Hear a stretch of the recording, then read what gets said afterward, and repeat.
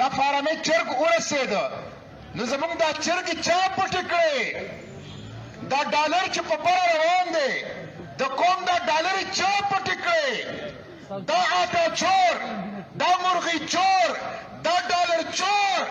دا په صوبایي اسمبلو کې په قومي اسمبلو کې په پی ډي ایم کې او په پی ټي آی کې ناست دي هغه خلک دی چې آټا چور دي مرغی چور دي ډالر چور دي او حکومت په دا فرض دي چې د پاکستان هر باشنده ته روټۍ ورکي چت ورکي کپڑا ورکي علاج او دارو ترمل ورکي او دې سره تعلیم ورکي ورکول سکے موجوده حکمرانانو د خلکو نه روټۍ واغسته د خلکو نه جامې واغستې د 50 کالو بدترین مهنګایي دا د پاکستان حکومت په خپله د خپل نالایکۍ د خپل نااهلۍ د هغې اعتراف او اعلان کوي چې دې وخت کې پاکستان کې کومه ګراني ده دا د 50 کالو بدترینه ګراني ده دا ولې ذخیره اندوز دا په حکومت کې ناست دي مافیا دا په حکومت کې ناست دي سمګلران دا په صوبایي وفاقي ایوانونو کې ناست دي چې د 100 کیلو د اړو تروړه په 3300 روپۍ ده کیلو ریجا په 350 روپۍ ده کیلو غوړي په 500 روپۍ دي کیلو چای پتی په 1500 روپۍ ده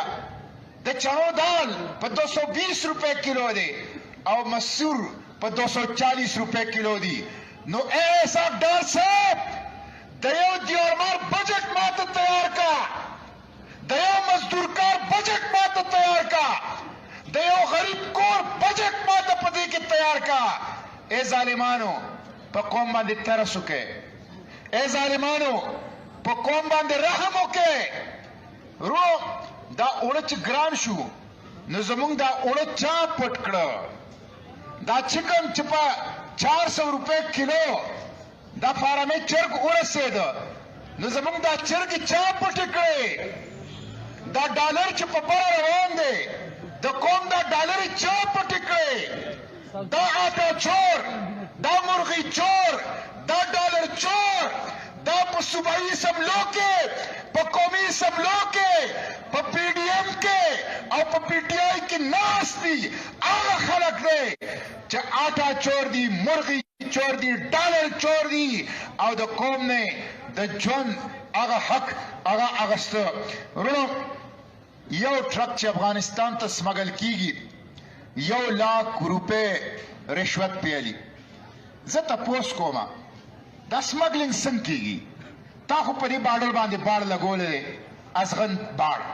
ازغن تار دې په لګولې تا خو په دې بارډر باندې پوج دې ستا په دې بارډر اف سی دا ستا په دې بارډر باندې پولیس دی ستا په دې بارډر باندې کسټم والا دي نو دا